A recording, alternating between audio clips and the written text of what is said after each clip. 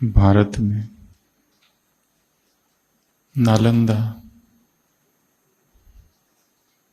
का ग्रंथालय था और जिसे जला दिया गया था और जो 6 मास तक चलता रहा था। उसी तरह विदेश में भी अलेक्जेंड्रिया की एक लाइब्रेरी थी जिसे जला दिया गया था और वो कई मास तक जलती रही। और कहते हैं उसमें एक किताब बच गई और एक आदमी ने, एक व्यक्ति ने उस किताब को पढ़ा और उसमें एक रहस्य छिपा था। उस किताब में वर्णन था एक ऐसे नगर का जहां पर हजारों मंदिर थे और वो नगर एक दिन समुद्र में जा गिरा, डूब गया। और कहा जाता है समुद्र में वो सारे मंदिर अभी भी है और जो मंदिर थे उनकी जो घंटियां थी, उनकी घंटियों की आवाज अभी भी उस समुद्र के तट पर सुनाई देती है। यदि कोई उस समुद्र के तट पर चला जाए और उन घंटियों की आवाजों को सुन ले तो उसकी जितनी इच्छाएं हैं वो सारी पूरी हो जाएगी।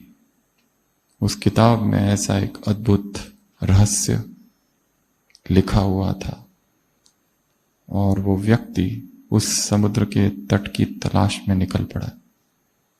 पूरे विश्व की परिक्रमा की, सब जगह जितने तट वो जानता था, जितने समुंदर वो जानता था, वहां वहां गया, रुका, परंतु उसे किसी घंटी की आवाज नहीं दी। आवाज आई तो केवल समुद्र की तरंगे,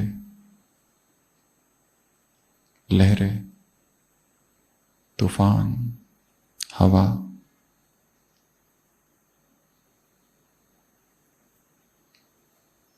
वो घंटियां अभी भी उस समुद्र में है। हो सकता है समुद्र के भीतर मछलियां तैर रही हो, उनके स्पर्श से वो घंटियां बजती हो सकता है पानी के वजह से वो घंटियां बजती हो, परंतु उनकी आवाज यदि कोई सुन ले तो वो जीवन के परम लक्ष्य को प्राप्त हो जाएगा, उसे सब कुछ उपलब्ध होगा। और ये व्यक्ति दिन रात उसी समुद्र की तलाश में भटकता रहा और आखिरकार कहीं से उसे पता चला कि फला कोई समुंदर है और बहुत ज्यादा संभावना है कि वहीं पर वो शहर डूबा था। और वो वहां जाकर ठहरा 1 दिन 2 दिन, पर उसे कुछ भी सुनाई नहीं दिया। पर अब उसके जीवन का लक्ष्य ही था कि मुझे वो आवाज सुननी है, उन घंटियों की आवाज सुननी है। उस शहर के जो मंदिर थे और जो डूब गए थे, उन डूबे हुए मंदिरों में जो घंटियां थी, उन घंटियों की आवाज। वो वहीं रहने लगा।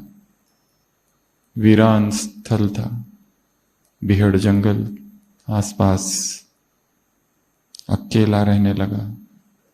रोज पूरा दिन भर सुनने का प्रयत्न करता, परंतु केवल समंदर की आवाजें, लहरें, उसे वो घंटियां सुनाई नहीं दी। वो वहीं रहने लगा। 1 साल बीत गया, कई साल बीत गए। धीरे धीरे वो जो इच्छा थी उसके अंदर, वो भी विलीन होती चली गई। वो जो आकांक्षा थी कि मैं घंटियों की आवाज सुनूंगा तो ये फायदा होगा, ये इच्छा भी चली गई। मन में जो भीड़ थी लोगों की, इच्छाओं की, आवाजों की, जो कोलाहल था, वो धीरे धीरे शांत होते गया, शांत होते गया। और एक रात वो जब अपनी कुटिया में सो रहा था, तब अचानक उसे उन घंटियों की आवाज सुनाई देती है। और जब वो उन आवाजों को सुनता है, उसके भीतर जो कुछ सोया हुआ था वो उसी दिन जाग जाता है। उसके बाद वो कभी नहीं सो पाता। वो कौन सा समंदर था, और वो कौन सा तट था, और वो कौन से परमात्मा का वो आवाज था, वो क्या था। कहानी अधूरी है और यहीं पूरी होती है। हो सकता है काल्पनिक हो, झूठी हो, परंतु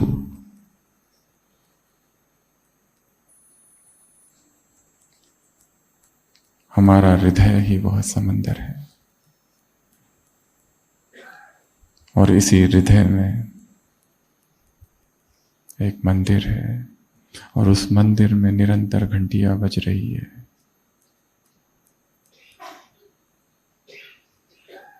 हमें भी उस आवाज तक पहुंचना है, वो परमात्मा की आवाज, वह अंतः चेतना की आवाज, वो इनर स्टिलनेस, वो साउंडलेस साउंड, वो अजपा जाप, the gateless gate, the pathless path, the rootless root, the noiseless noise, निरंतर हृदय सागर की गहराई में वो आवाज है, पर हम इतने शोर में हैं कि वो आवाज सुनाई नहीं देती। वो भीतर का जो नाद है, इस सृष्टि में जितनी आवाजें हैं वो झनकार से उत्पन्न होती है। आहत, आहत अर्थात चोट। जब दो चीजों टकराती है, दो चीजें, तब आवाज उत्पन्न होती है। आहत है, टक्कर है, फ्रिक्शन है। पर एक आवाज और भी है जो आहत नहीं, जो अनहत है,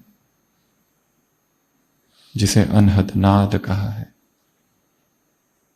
जो निरंतर इस सृष्टि में गूंज रहा है, जो निरंतर अंतस चेतना में गूंज रहा है। क्या हम उस आवाज को सुन पा रहे हैं?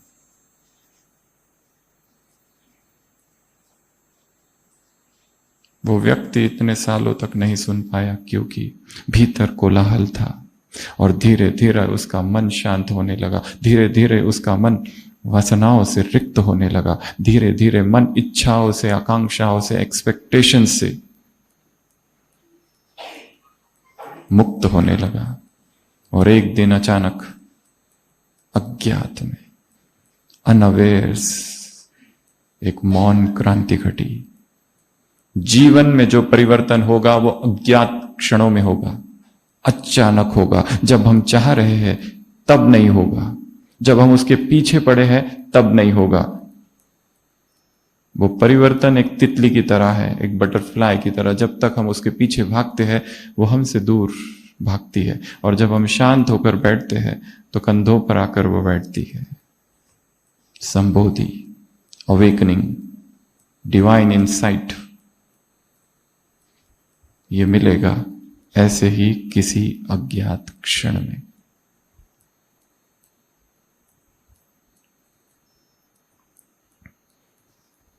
और जीवन कितना अनित्य है। तो आप सब बहुत बहुत भाग्यशाली है। इस कोलाहल में, इस संसार के शोर में कुछ दिन मिले जो हम भीतर की यात्रा कर सके, अंतस की यात्रा कर सके। अपने ही दिनचर्या को यदि हम देखें तो सुबह से लेकर रात तक केवल बाह्य मुक्ता है। सुबह उठो तब से बाह्य मुक्ता, बोल नहीं रहे फिर भी आंखें इधर उधर देख रही है। सुबह से रात तक केवल बाह्य मुक्ता, बाह्य मुक्ता, बाह्य मुक्ता। और सत्य तो मौन के गर्भ से फूटता है।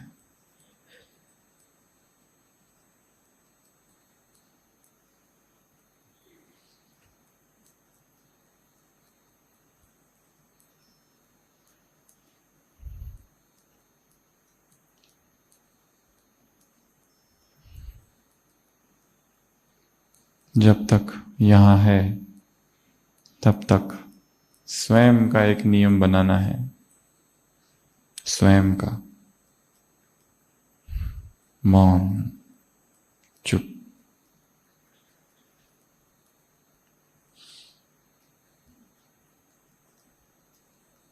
चेतन मन और अवचेतन मन, जब तक चेतन शांत नहीं होता है अवचेतन में प्रवेश नहीं। आवाज आवाज आवाज,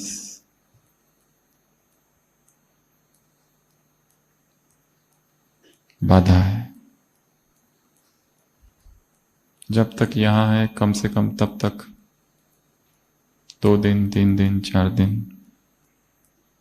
हो सके तो मोबाइल स्विच ऑफ। ये दूसरा नियम। जब तक यहां है तब तक अपने आप को बंद कर दो, इस परिसर में, इस वातावरण में। कहीं बुद्धि जाए ही ना। जब तक यहां है तब तक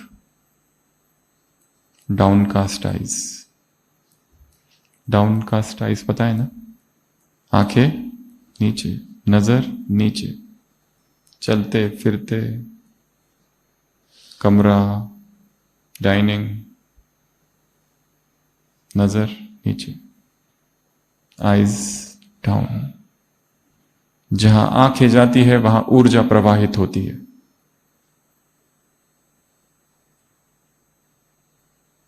यहां तप करने आए हैं, तप, पिकनिक करने नहीं। और तपस्या मौन में होती है। और तपस्या एक स्थान पर बैठकर होती है। यहां पर अपना ही एक डीप सर्जिकल स्ट्राइक, ऑपरेशन करने आए हैं। यहां चीरा लगाना है। क्या क्या भरा है उसमें कचरा, कितने भाव उसमें है हमें ही पता नहीं। किस किस के प्रति ईर्ष्या, किस किस के प्रति द्वेष, कैसे कैसे संकल्प, हीन भावनाएं, अहंकार, नफरत, वासनाएं। नियति ने एक अवसर दिया है पश्चाताप करने का। इस भट्टी को एक एक घंटा, एक एक विकर्म जो हुए हैं इस ब्राह्मण जीवन में, सोचो प्रायश्चित्त के लिए यह अवसर मुझे प्राप्त हुआ है। जाने में, अनजाने में, नोइंगली, अननोइंगली, विटिंगली, अनविटिंगली, कुछ ना कुछ तो हुआ है। हमारे मुख से न मालूम कितनों की निंदा हुई है। हमारी आंखों ने कितने अपराध किए, थॉट क्राइम्स, माइंड ने किए थॉट क्राइम्स। कितनी हिंसा की है, कितनों की स्थिति को नीचे गिराया है, पता नहीं, हमें कुछ पता नहीं स्वयं के विषय में। ये प्रायश्चित्त की भट्टी है, ये तपस्या की भट्टी है, ये अंतर्मुक्ता की भट्टी है, ये हृदय में वो जो गहराई में अंतर्नाद है, उस अंतर्नाद को सुनने की अलौकिक भट्टी है।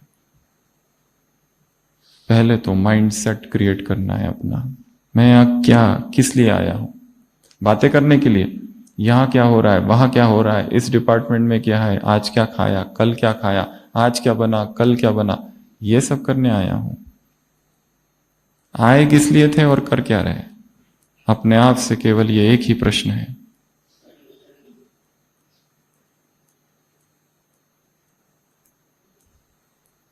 नहीं तो इस जीवन का बिल्कुल भी भरोसा नहीं। आज की ही घटना पता है ना सबको, 1:30 1:38 अहमदाबाद एयरपोर्ट से फ्लाइट उड़ा और गिरा, खलास। हाहाकार।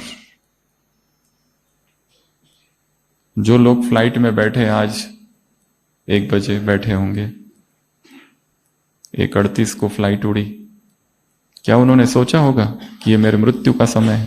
250 लोग उसमें थे। मेडिकल कॉलेज के हॉस्टल के ऊपर गिरी फ्लाइट। एमबीबीएस करने वाले बच्चे गए।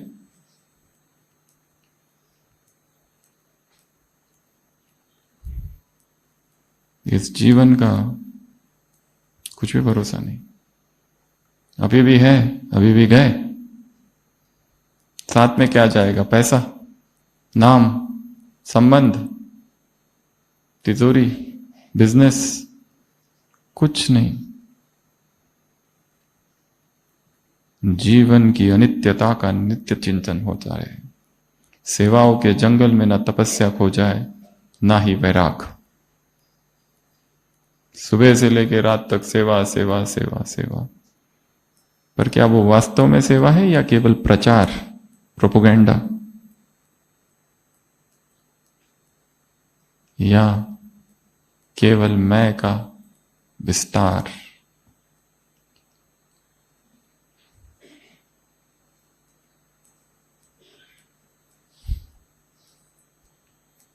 अभी भी है, अभी अभी खत्म।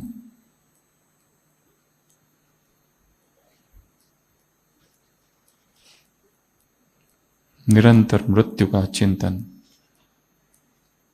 मौत सामने खड़ा है। आज हूं, कल खत्म। एक भट्टी में, ऐसी भट्टी जब हो रही थी, गुजरात का ही ग्रुप था, एक माता पहुंचे शाम को भट्टी करने के लिए 5 बजे। 7-8 बजे वो शांति स्तंभ पर गई, वहां पर ही कुछ हो गया। हॉस्पिटल पहुंचे, ब्रॉड डेड, खत्म।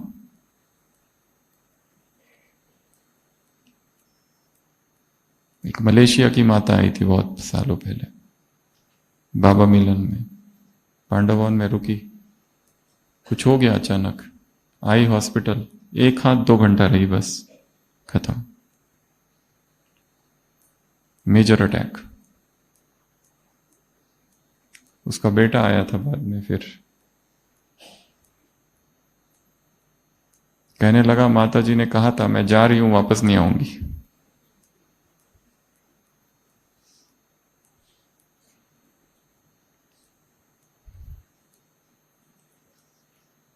अपने जीवन को देखना है, मैंने अब तक क्या क्या किया।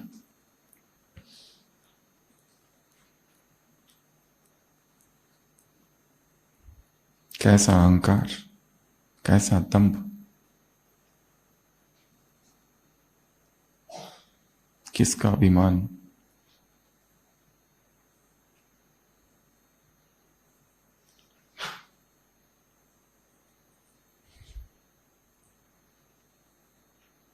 तो आज हम चर्चा करेंगे अलौकिक अंतर्नाद पर। नाद, संगीत, गीत, ध्वनि, स्वर, एक ध्वनि निरंतर आत्मा से निकल रही है। वो इतनी मौन है कि सुनाई नहीं देती, क्योंकि हम जीते हैं आवाज के जगत में। वो ध्वनि है निशब्द की, निस्तब्ध की।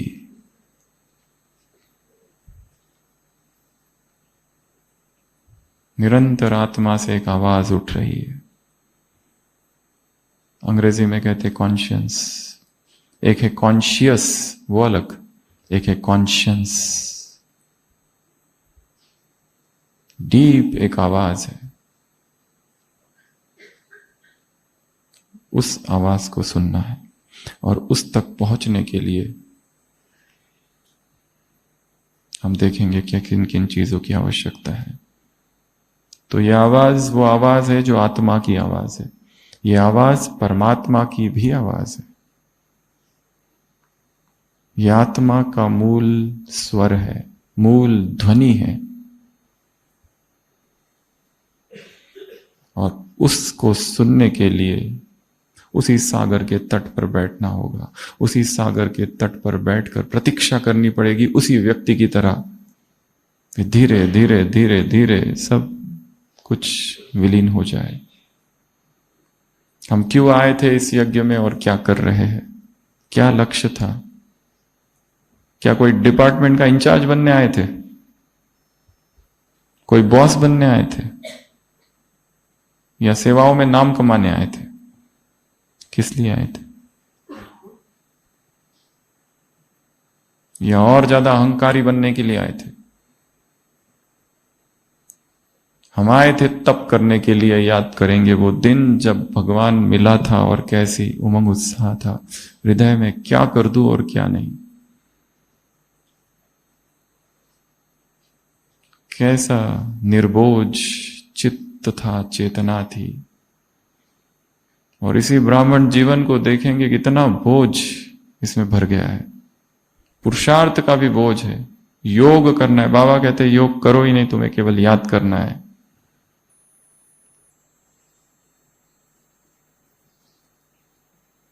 तो सभी 2 मिनट के लिए अपनी डायरी, पेन, पेंसिल बाजू में रख देंगे। इस शरीर को ढीला छोड़ देंगे। आंखें बंद कर देंगे और पूर्ण समर्पण की अवस्था में बैठेंगे। संपूर्ण समर्पण। दोनों हाथ ढीले, दोनों पैर ढीले।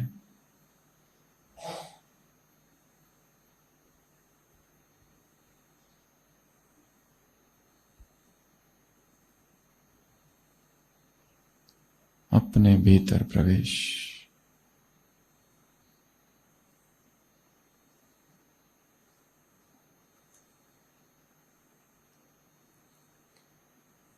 बाबा मधुबन की इस पावन भूमि पर मैं स्वयं को तुम्हारे सामने संपूर्ण समर्पित करती हूं। बाबा, मेरे सारे बोझ, मेरी सारी गलतियां,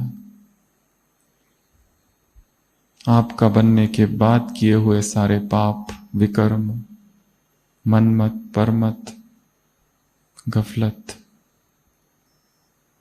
सब कुछ मैं आपको सौंप रही हूं। बाबा, मेरे सारे बोझ ले लो। मेरी सारी फिक्र ले लो।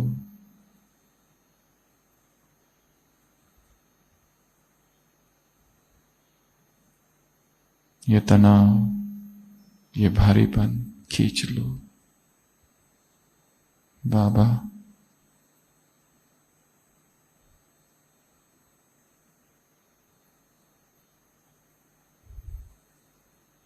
राह दिखाओ।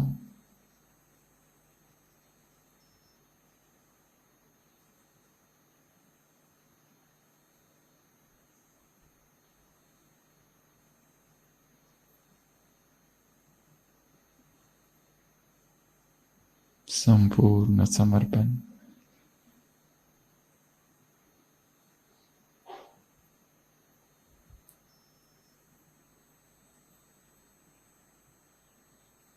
मौन।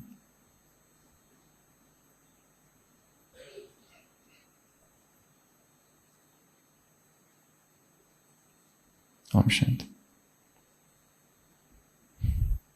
इसी समर्पण की अवस्था में रहना है जब तक मधुबन में है तब तक। चलते फिरते उठते बैठते हमें दूसरों से क्या काम? यहां दूसरों से बातें करने आए हैं या घूमने फिरने आए हैं? ये तो उधर कर ही रहे थे। यहां किस लिए आए हैं? हमें अपने आप से ही बातें करनी है और किसी से नहीं। हे मूर्ख मन, कहां भाग रहा है? पैसों के पीछे, बिजनेस के पीछे। जो हवाई जहाज में बैठे होंगे 250 लोग, लंदन जा रहे थे। जरूर कुछ काम होगा, बिजनेस होगा या कोई कारण होगा। खलास।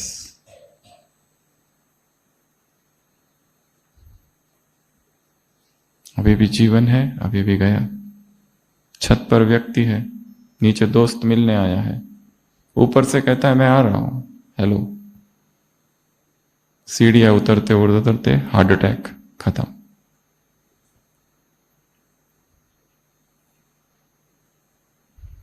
जो कार्य करना था वो तो किया ही नहीं। वो मुरलियों को देखो, उन अव्यक्त वाणियों को देखो, कितनी बड़ी बड़ी बातें हैं उसमें। तुम ये हो, तुम वो हो, तुम ऐसा करो, तुम वैसा करो। और हम अपने ही दुख दर्द में डूबे हुए हैं।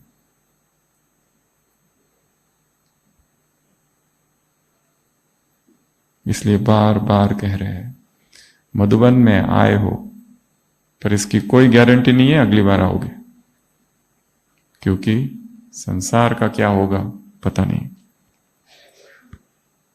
संसार का छोड़ो, हमारा अपना क्या होगा हमें पता नहीं। इसलिए उस अंतर्नाद को सुनना है। बैठो, सब कुछ एक बना दो। सुबह दोपहर रात सब एक, एक अविरल धारा याद की धुन हो। एक एक धुन, किसकी? याद की धुन, जो निरंतर गूंज रही है। एक गीत अंदर कोई गा रहा है और जो कह रहा है डिटैच्ड, कहां फंसे है? इस ब्राह्मण परिवार में भी कहीं नहीं फंसना है, ना किसी व्यक्ति में, ना उसकी विशेषताओं में, ना किसी सेवाओं में। डिटैच्ड, हर चीज से डिटैच्ड। तो अंतर्नाद अर्थात आत्मा के भीतर जो निरंतर एक आवाज है, एक स्वर है। अंतर्नाद अर्थात जो आत्मा बोल रही है उसको सुनना। अंतर्नाद अर्थात जो परमात्मा की आवाज है उसको सुनना। अंतर्नाद अर्थात जो सत्य की आवाज है भीतर, उसको सुनना। और वो सुनाई तभी देगी जब हम शांत हो जाएंगे। किन अवस्थाओं में यह आवाज सुनी जाती है? पहली, आत्माभिमानी स्थिति में। जो शरीर को देख रहा है उसे यह आवाज कभी नहीं दिखेगी। ये काला, ये गोरा, ये भाई, ये बहन, उसको कभी आवाज नहीं सुनाई देगी। ये छोटा, ये बड़ा। अमृत वेला ये आवाज सुनाई देगी। इसलिए जब तक मधुबन में है, वो जो सुबह का समय है और जो मधुबन का सन्नाटा होता है 2 बजे का, मगर यहां आके भी एक माता इसी कोई भट्टी से आई थी और कहती है कि रोज ही अमृत वेला, 3 ही दिन के लिए मधुबन आए हैं, रोज अमृत वेला मिस, रोज मुरली मिस। क्यों? तो सोने का समय है, नहाने का समय है, वो सब उसी में फंसे हुए हैं। जो उधर की, यहां जो आता है वो अपनी दिनचर्या साथ में लेकर आता है। यहां आके एकदम अकस्मात कोई परिवर्तन नहीं हो जाता। थोड़ा थोड़ा होता है, हल्का हल्का, पर हर व्यक्ति अपनी दिनचर्या साथ लेकर आता है। इसलिए मधुबन जब भी आओ तो उसकी तैयारी करके आनी है। सब आ रहे हैं तो हम भी चले, बैठो, क्लास सुनो, नोट्स लिखो, जाओ घर। संडली पर बैठो सेंटर पर जाकर, ये हुआ, वो हुआ, ऐसा हुआ, वैसा हुआ, बड़े बड़े अनुभव सुनाओ। परिवर्तन जीरो। परिवर्तन मौन क्रांति है, वो अकेले में घटित होती है, सन्नाटे में। तो उस अंतर्नाद को सुनना है तो सुबह सुबह उठ जाओ। जब तक यहां है कम से कम तब तक जल्दी सो जाओ, 8 बजे, 8:30 बजे, या जो क्लास होती है रात की। No mobile, 0 mobile use, blue light, digital curfew, 8 PM digital curfew. यहां आपको और कोई काम नहीं है, कोई बिजनेस नहीं है, कुछ भी नहीं है। आइडियल तो तभी है जैसे ही प्रवेश किया मधुबन में भट्टी के लिए, मोबाइल स्विच ऑफ, पैक और अंदर लॉक्ड। देखना ही नहीं है उसको, संसार से कट ऑफ, क्या हो रहा है क्या नहीं हो रहा है। सारा जीवन मोबाइल में अगर गुजर रहा है भट्टी में दिन भर, तो फिर भट्टी कैसे? भट्टी तो हो ही नहीं रही है। सबसे बड़ी बाधा तो वही है। 3 ही दिन के लिए आए हैं, टोटल उसको अलग कर दो। सबसे पहला नियम बताया, पूर्ण मौन। हां, अगर दूसरा कुछ बात करता है और बहुत जरूरी है तो हम बात करें, परंतु यदि हम नहीं रख सकते मौन, हम दूसरों का मौन ना तोड़े। साइलेंस रिट्रीट विदेश में होती है, उसमें कोई क्लास नहीं होती है, किसी की क्लास नहीं होती है, कुछ नहीं होता है, केवल साइलेंस। अब क्या सुनना बाकी रह गया? कुछ सुनना बाकी है? सारा तो ज्ञान सबके पास है। कोई भी टॉपिक दे दो, यहां किसी को भी बिठा दो, चिट्ठी भेजनी पड़ती है कि अभी रुको, बस हो गया। ब्राह्मणों से बड़े स्पीकर्स तो संसार में कोई है ही नहीं। एक व्यक्ति कहता है मेरी पत्नी इतनी बड़ी स्पीकर है, उसको कोई भी टॉपिक दे दो वो घंटों बात कर सकती। दूसरा कहता है कि हम, मेरी पत्नी को तो टॉपिक की जरूरत ही नहीं।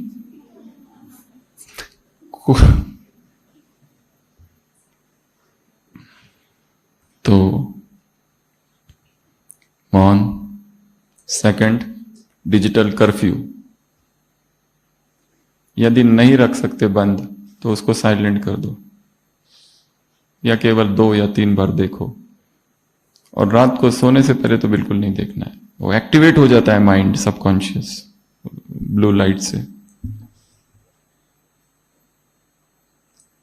तीसरा, अमृत वेला, 2 से 3:30, यह है अमृत वेले का टाइम। 3:30 के बाद जनता आ जाती है। जब तक यहां है कम से कम तब तक। इसलिए रात्रि भोजन बहुत कम, जितना ज्यादा खाएंगे उतनी नींद, आलस, सुस्ती, फूड कोमा।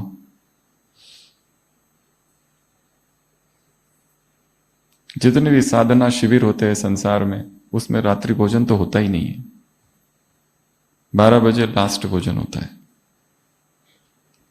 हमारी यज्ञ के अलावा भी संसार में असंख्य मेडिटेशन रिट्रीट्स होती है, उसमें नियम, मोबाइल डिपॉजिट।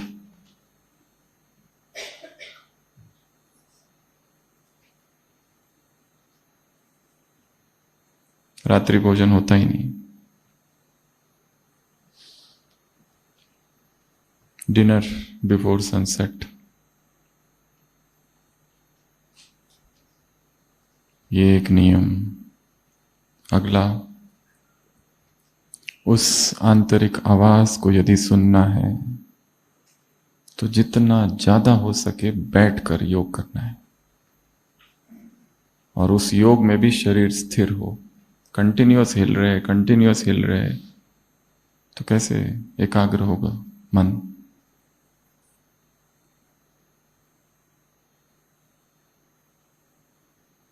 बैठने का अभ्यास करना है, नीचे बैठने का।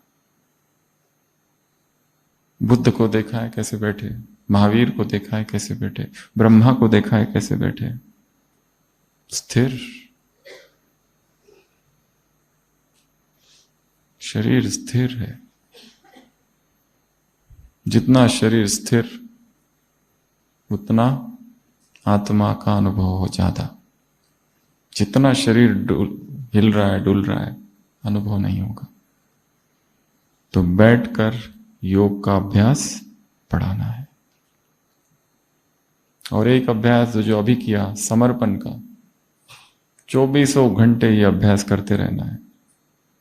एक नॉन स्टॉप बाबा से बातें करते रहना है, वो क्रम ना टूटे। हम यहां केवल बाबा के लिए आए हैं और किसी चीज के लिए नहीं आए हैं। ना इस भाई से मिलना है, ना उस भाई से मिलना है, ना इधर जाना है, ना उधर जाना है। वो सब लास्ट डे करना, लास्ट डे के 2-3 घंटे। पर जब तक है कुछ नहीं करना है। और यहां बैठे बैठे भी जितनी भी क्लासेस होगी यहां पर, उस क्लासेस सुनते सुनते अपने ही जीवन में डुबकी लगानी है और देखना ये मैं कर रहा हूं और ये करना है।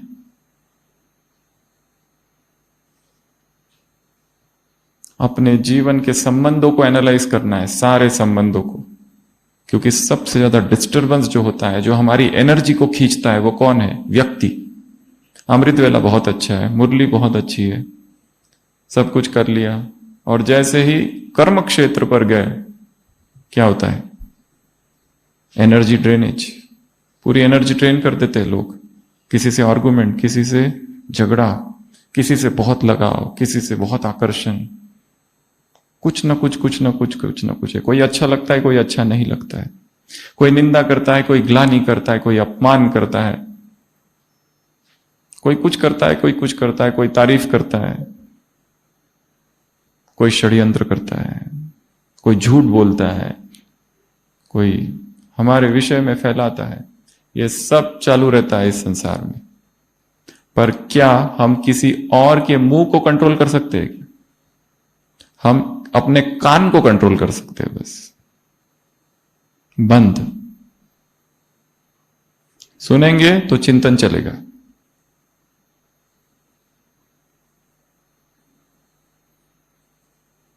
कचरा भरा है, क्या सुनना है, क्या देखना है? प्यूरिटी की परिभाषा बाबा ने दी है इम्प्यूरिटी की। अपवित्रता अर्थात व्यर्थ, साधारण और क्या? अयथार्थ। यह है अपवित्रता। व्यर्थ, आज नाश्ते में क्या बना, मौसम कैसा है, व्यर्थ। ये डिस्कस करने आए थे कि यहां पर? इधर क्या हुआ, उधर क्या हुआ, यहां क्या हो रहा है, वहां क्या हो रहा है? What is that to you? Bible में उदाहरण है, कई बार बताया है। जीसस क्राइस्ट वापस आ गए हैं 3 दिन के बाद। एक शिष्य पूछता है, वही शिष्य जिसने उसको डिनाय किया था, कहा था मैं उसके साथ था ही नहीं। जब उसको लोग पकड़ के लेके जाते जीसस क्राइस्ट को सूली पर चढ़ाने, एक पीटर होता है, पीटर से कहते क्या तुम उसके साथ थे? वो कहता ना मैं तो था ही नहीं।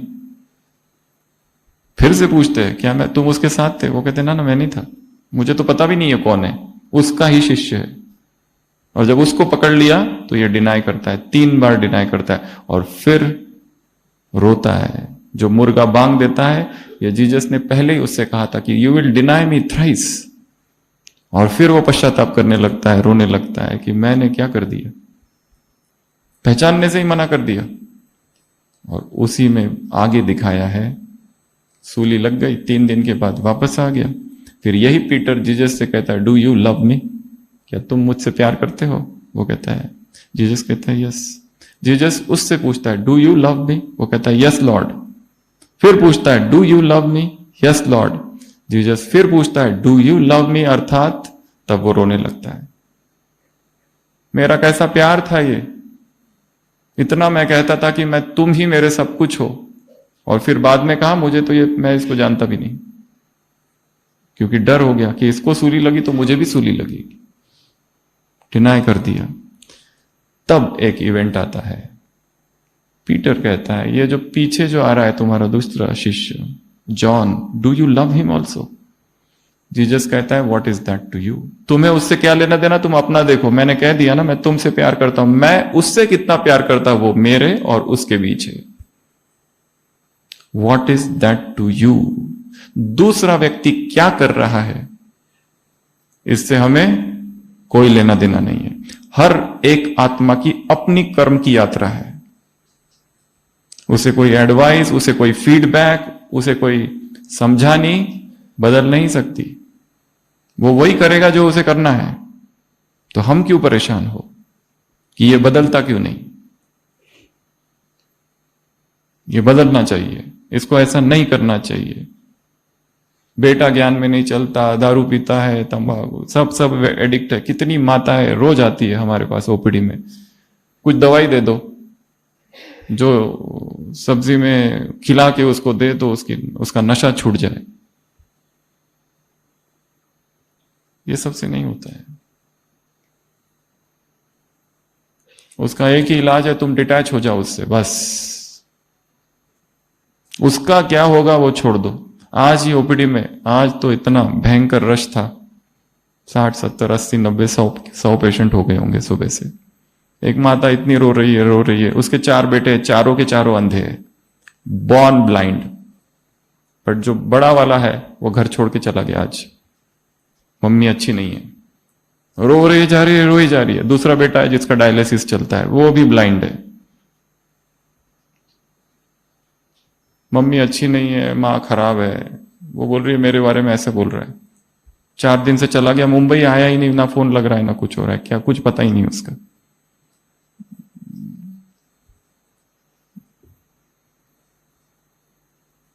क्या दवा दे उसको?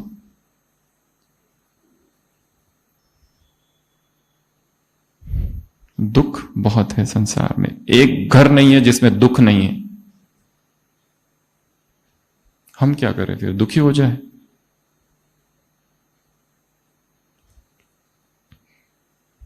धृतराष्ट्र कहता है विदुर से, मैं क्या करूं, दुर्योधन को राज्य नहीं दूं? अगर दुर्योधन को राज्य नहीं देता हूं तो दुर्योधन कहता है मैं आत्महत्या कर दूंगा। क्या मैं अपने बेटे को आत्महत्या करने दूं?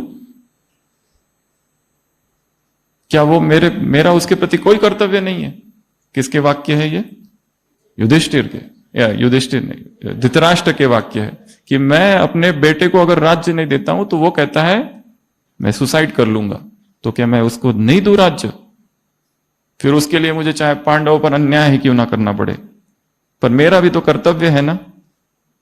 विदुर कहता है महाराज दुर्योधन आपका कर्तव्य नहीं, आपका रोग है। जिसे हम कर्तव्य समझ रहे हैं, मेरे बेटे को ये करूं, बेटी को ऐसा करूं, वैसा करूं, ये करूं, वो करूं। तुम्हारा काम था उसको बड़ा करना, बड़ा हो गया, अब उसका जीवन है। वो ज्ञान में चले ना चले तुमको क्या लेना देना है? डिटैच्ड। यही दुख का कारण बना हुआ है। बेटी ज्ञान में चले, उसको देखना चाहती है मां, मधुबन में बैठे बैठे सेंटर पर दीदी को देखती है तो सोचती मेरी बेटी कब बनेगी ऐसी, मुरली सुनाएगी। कितनी उसका इतना समर्पण है माता जी का। और बेटी अपने राजकुमार का इंतजार कर रही है। कोई सौदागर आएगा घोड़े पर लेकर और मुझे डोली में सजा कर ले जाएगा। उसकी विचारधारा उधर है और मां की विचारधारा इधर।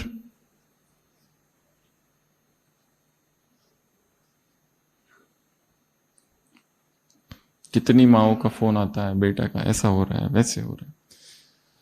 हमारा काम था उनको बड़ा करना, बड़ा कर दिया, अब डिटैच हो जाओ।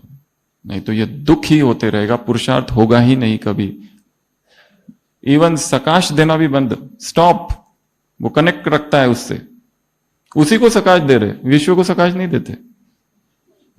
कॉन्सेंट्रेटेड स्पेसिफिक पर्सन स्पेसिफिक सकाश, वो सकाश भी मोह का ही पोषण हो रहा है। पहले तो सकाश देना ही बंद करो, सकाश विश्व को देना है सारे। और अव्यक्त महावाक्य इन्वर्टेड कॉमा बाबा के, बिना बेहद के वैराग के सकाश की सेवा हो नहीं सकती, जाएगी नहीं सकाश, वो तो मोह ही है तुम्हारा।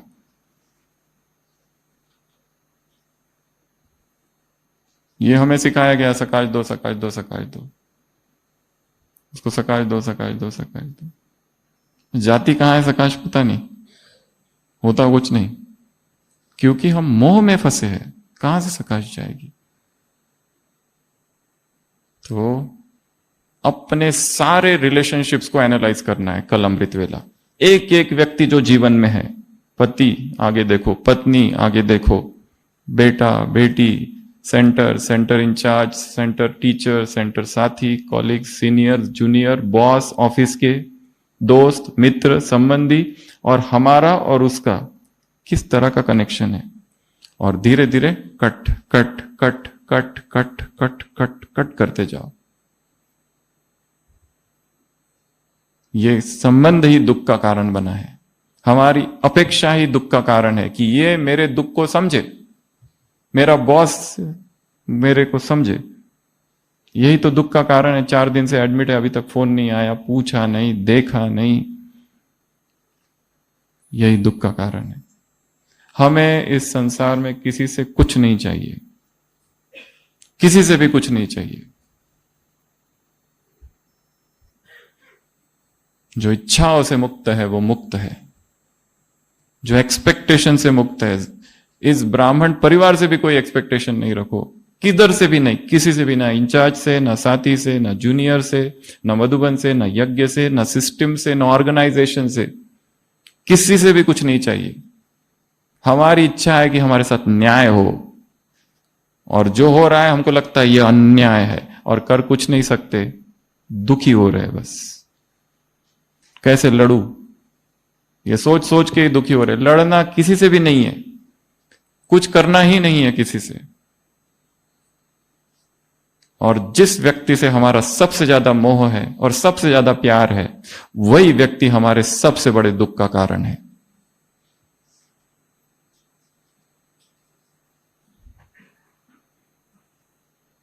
ईश्वरे विराग विषय, ईश्वरे अनुराग विषय विराग, 2 काम एक साथ चलते रहने चाहिए। एक भगवान से प्यार बढ़ता जाए और संसार से वैराग बढ़ते जाए। हम प्यार को बढ़ा रहे हैं भगवान से, पर ये जो वैराग है इस पर काम नहीं कर रहे।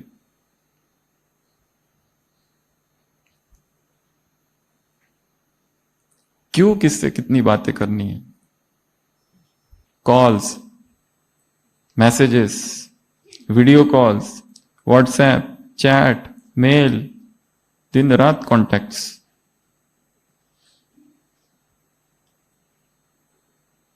Zero contact rule. क्या करना है? Zero contact. क्या आता है उसमें? No reaction, no reaction, neutral, न खुशी न गम, कुछ नहीं। वो क्या सोचेगा, क्या कहेगा, कुछ नहीं, नो कॉन्टैक्ट। जितना हम नष्टो मोहा है, जितना हमारी स्थिति ऊपर जाएगी, हमसे जुड़े हुई जितनी आत्मा है वो अपने आप ऊपर उठेगी। और जितना हम नीचे है और उनके संपर्क में है और उनको ठीक करने का प्रयत्न कर रहे, ना वो ठीक हो रहे ना हम, दोनों ही नीचे जा रहे हैं।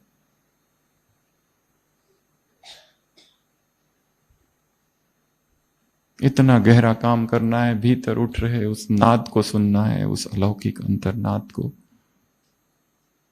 तो ये सब में फंसे हैं आवाजों में। Remove everything and move inside.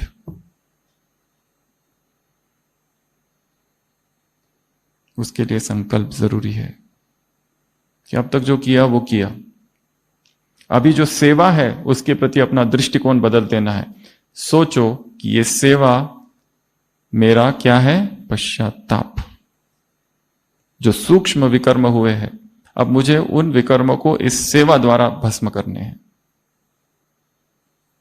नहीं तो सेवा भी एक बर्डन, एक बोझ, एक रूटीन, एक कॉमन प्लेस, गोल गोल कोलू की बैर की तरह गोल गोल गोल गोल घूम रहे, बस वही वही वही वही वही, उसमें कोई नवीनता नहीं है, कुछ भी नहीं है।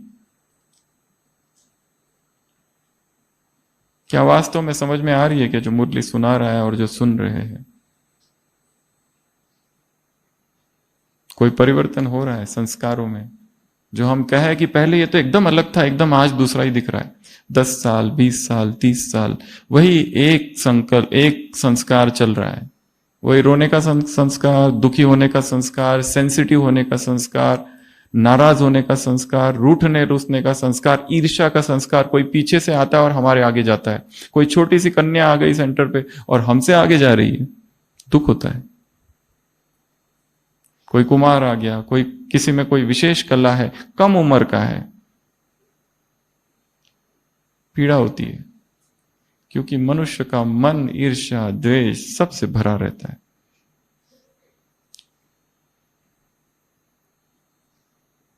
राग द्वेष, राग द्वेष, राग द्वेष, राग द्वेष, राग द्वेष, कितने शब्द निकलते हैं हमारे मुख से।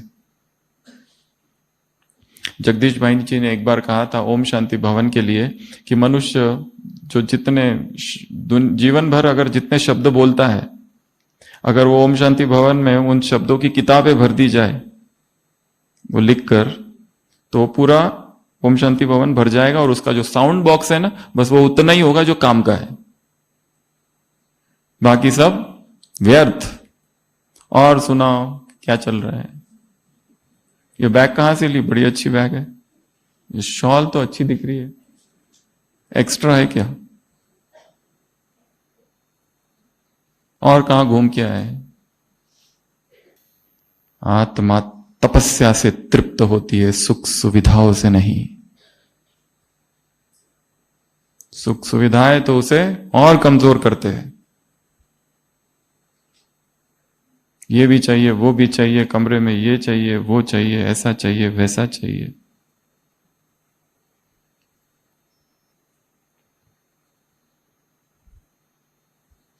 तुम वनवाह में हो, तापसी जीवन है।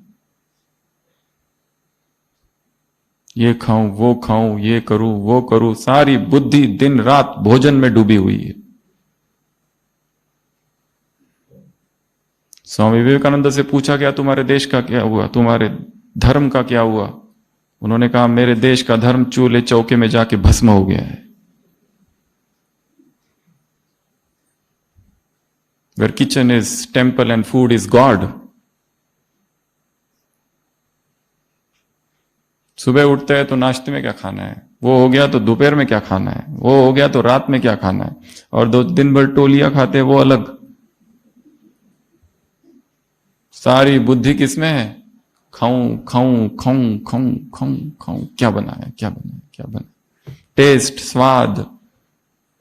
योगी अर्थात ये स्वाद और ये रस सबसे परे साधना करनी है।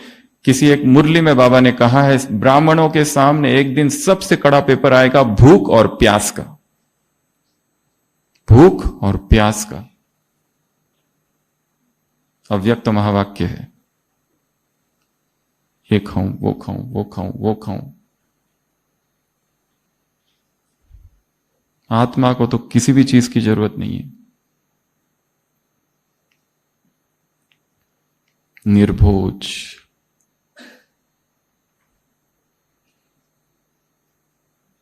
स्वराज्य अधिकारी अर्थात एक अव्यक्त महावाक्य, मास्टर सर्वशक्तिवान अर्थात स्वाद से परे। सारी बुद्धि स्वाद में ही लगी है। इसकी टेस्ट कैसी है? स्वाद, रस, भूख, प्यास, चारों से परे।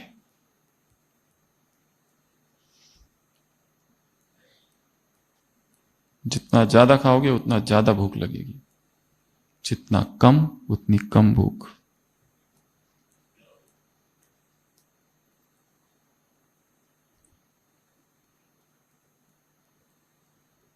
इस शरीर को बहुत कम चाहिए, जितना अभी ले रहे हैं ना उसका 1/10।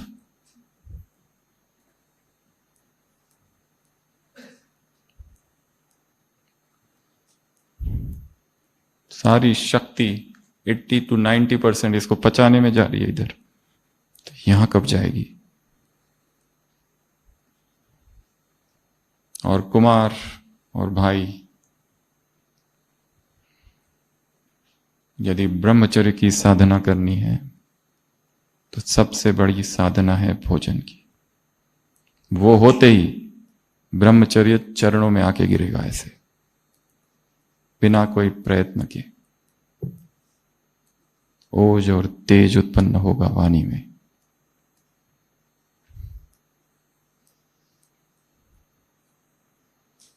देह, स्त्री, पुरुष सब मिट्टी। वैराग की एक ही परिभाषा है, 2 शब्दों की। वैराग अर्थात शरीर मिट्टी और संसार असार। इसको क्या देखे? ये इसमें सौंदर्य है, ये चमड़ी को निकालो, कहां है सौंदर्य? बूढ़े व्यक्तियों को देखा है, कहां है सौंदर्य? हॉस्पिटल का चक्कर लगाओ बीच बीच में रोज। टीबी के पेशेंट्स, कैंसर के पेशेंट, डायलिसिस के पेशेंट, वो बर्न वार्ड में जाओ एक बार। बर्न वार्ड पता है ना, जले हुए, पूरा जले हुए। एक पेशेंट आई थी हमारे पास, 80% बर्न, 80% बर्न बचते नहीं है, पर वो बच गई थी। उसके बचने का कारण था एक, उसके रिश्तेदार आए, उसका पति आए, उसके सब लोग आए, पेशेंट को एडमिट किया। पहले दिन थे, फिर दूसरे दिन थे, अभी कैसी है, तबीयत तो ठीक है ना? हमने कहा बहुत सीरियस है, बता नहीं, वगैरह वगैरह। चौथे दिन सब गायब, फोन सारे गलत देके गए थे, कोई आया ही नहीं बाद में उसे देखने।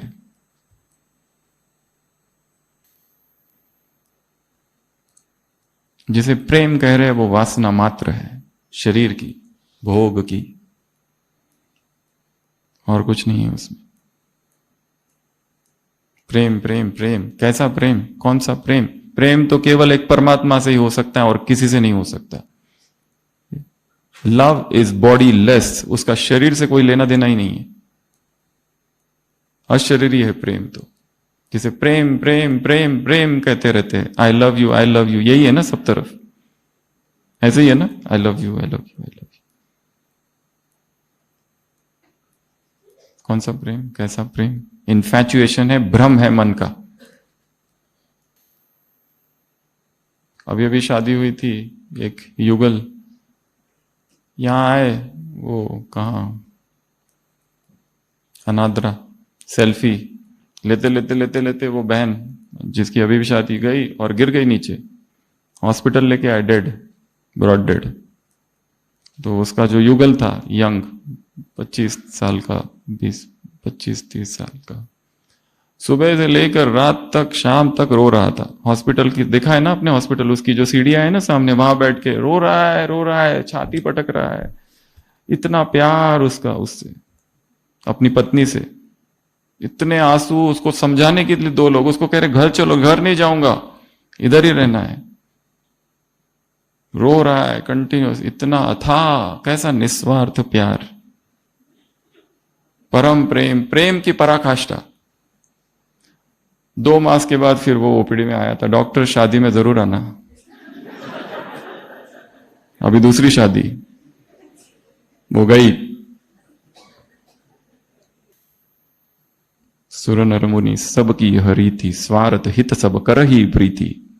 सारा प्यार कैसे है? स्वार्थ वाले प्यार है। एक बाप का ही प्यार है जो निस्वार्थ है, जो सतत है, जो निरंतर है, जो सच्चा है, बाकी सब झूठ। चाहे कोई कितना भी कहे, कितना भी कहे, fair faces and false hearts. इसलिए डिटैचमेंट इन रिलेशनशिप, इस पर काम करना है, ठीक है? मौन, एकांत, अंतर्मुक्ता, अमृत वेला, डिजिटल कर्फ्यू, और संबंधों में डिटैचमेंट और निरंतर एक समर्पण की स्थिति। एक डायरी लो और उस पर लिखो, कुछ ना कुछ लिखते रहो। कमरे में बैठ के लिखो, आज मैंने क्या किया, मेरी क्या क्या गलतियां थी, सारी गलतियां लिखो, सारे पाप लिखो, सारे विकर्म लिखो, जिसको अभी तक हम छुपाते आए और उसको जस्टिफाई करके आए, न्याय देते रहे उसको, ये अच्छा, ये ऐसा तो होना ही चाहिए, ऐसा कर, पर हमें पता है वैसा नहीं करना चाहिए, फिर भी हुआ। अभी जो हुआ वो हुआ, फुल स्टॉप। जो भी हुआ हो गया, फुल स्टॉप। अभी संपूर्ण समर्पण भाव से कुटिया में, हिस्ट्री हॉल में, बाबा के कमरे में, शांति स्तंभ के पास बैठो और जार जार आंसू बहाओ एक बार तो। उन आंसुओं में पाप धुल जाएंगे और चेतना निर्मल होगी, शुद्ध होगी। हम अपने भीतर दिखे तो ऐसी खुशी हो, इतनी खुशी हो कि किसी का अहित नहीं किया, किसी को हमने दुख नहीं दिया, छिपाने जैसा कुछ है नहीं। खुली किताब, ब्रह्मा कुमार, ब्रह्मा कुमारी जीवन अर्थात पब्लिक लाइफ।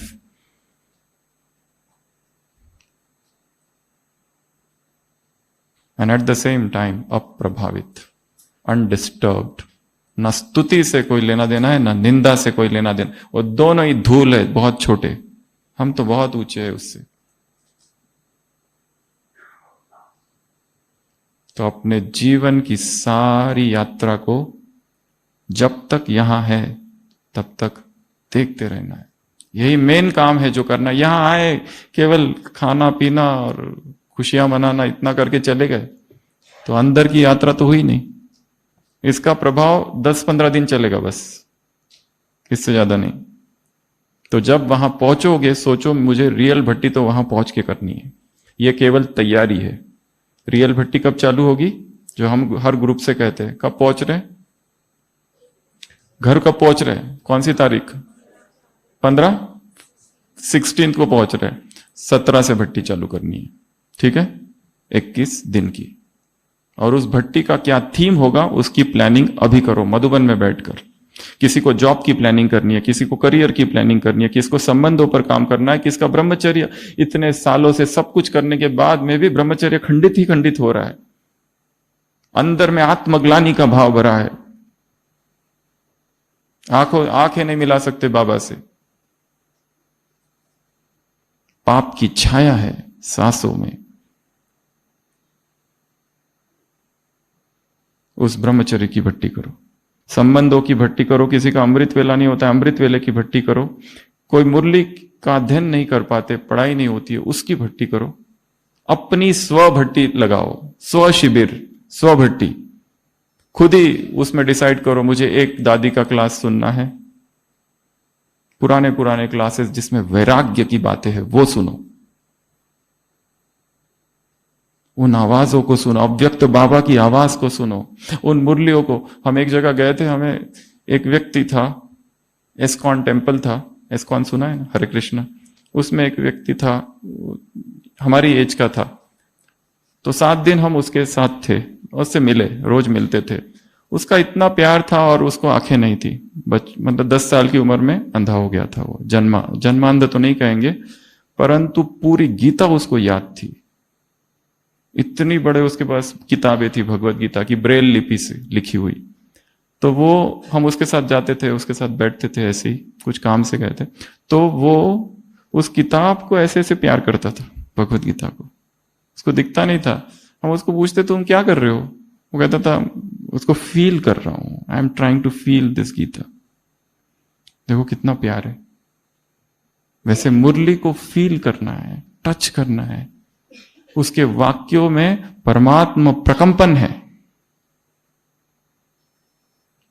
सुनना सुनाना वो एक सेवा है, वो तो कर दी, सुबह सुना दिया, बहन जी ने, स्टूडेंट ने सुन ली, दैट इज नॉट इनफ। उसको फील करना है उस साइलेंस में। तो ये सारे कार्य करने हैं। अपने भट्टी की प्लानिंग करनी, जो 17 तारीख से चालू होगी। उसके लिए एक सेपरेट बुक बनानी है, एक जर्नल, जो यहां से खरीद के जानी है। और हर दिन क्या क्या करेंगे वो रात में वहां जाके लिखेंगे। और उसकी प्लानिंग अगले ये 3-4 दिन केवल प्लानिंग है। करियर की प्लानिंग, कुछ तो प्लानिंग करनी है। किसी को दुख है, डिप्रेशन है, उस डिप्रेशन की प्लानिंग करो। क्या जीवन भर दवाइयां लेते रहेंगे कि निकलना भी है उससे बाहर?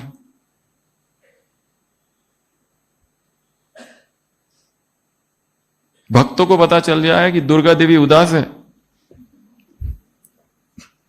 तो क्या होगा? भक्तों को पता चल गया है दुर्गा देवी रो रही है तो भक्त क्या करेंगे? भक्तों को पता चल गया कि दुर्गा देवी का सरस्वती से झगड़ा हो गया है तो भक्त क्या करेंगे? यह दृश्य कैसा है कि दुर्गा देवी शेर पर सवार और भक्त पीछे मां मां मां, और दुर्गा देवी बाबा बचाओ बाबा बचाओ, वो उधर भाग रही और भक्त पीछे भाग रहे हैं। वो कहती बाबा कुछ करो, मेरा कुछ तो करो, ये घुटने का तो कुछ करो, दर्द कम ही नहीं होता, ये कमर दर्द का कुछ करो, पूरे शरीर में दर्द, पूरे शरीर में दर्द, रिपोर्ट में कुछ नहीं आता, और बुखार तो 10 साल से कंटिन्यूअस चल रहा है पर थर्मामीटर में कभी नहीं आता। यहां निरंतर दर्द होता रहता है। 20 साल पहले एक बार नारियल गिरा था, तब से चालू है। ऐसे अजीब और गरीब कंप्लेंट्स लेके आते, पर वो रिपोर्ट में कुछ भी नहीं आता है। आप क्या करें बताओ? यहां दर्द होता है, यहां बहुत severe pain. ECG normal, 2DA को नॉर्मल, एंजियोग्राफी नॉर्मल। कब होता है? जब एक दूसरी आत्मा को जैसे देखती वो सामने आती है, यहां दर्द चालू होता है, इधर एकदम ऐसे। जब वो चली जाती है तो ठीक होता है। क्या क्या भरा है चेतना में, किस किस के प्रति घृणा, नफरत, सबको माफ कर दो। इस भट्टी में जितनी आत्माओं को हम जानते हैं सबको माफ करना है, सबसे माफी मांग लेना है और धन्यवाद का भाव प्रकट करना है। ये 3 कार्य अमृत वेला रोज करने हैं। हाथ जोड़कर मैं क्षमा प्रार्थी हूं, इस संसार की जितनी आत्मा है इनमें से जितनों को मैंने अगर कोई दुख दिया होगा मनसा वाचा कर्मणा, हे आत्माओं मैं क्षमा प्रार्थी हूं, मुझे क्षमा करो। या जिसको जानते हो उसको आंखों के सामने लाओ। या फिर किसके प्रति हमारे मन में ऐसा भाव है कि इसने मेरे प्रति इतना अत्याचार किया है, अन्याय किया है, तंत्र मंत्र किया है, जादू टोना किया है, षड्यंत्र किए हैं, तुमने जो किया सब किया, मैं तुम्हें माफ करता हूं। बस हमें पॉजिटिव एनर्जी क्रिएट करनी है और सबके प्रति अहोभाव, धन्यवाद का भाव। जिसने बहुत कुछ हमारे, उसने भी बहुत अच्छी हमें शिक्षाएं दी है। यदि हम किसी व्यक्ति से डिस्टर्ब हो रहे हैं तो वो बताते हैं कि हमारे भीतर डिस्टरबेंस अभी भी है, हमें अभी भी काम करना बाकी है, बहुत काम करना बाकी है।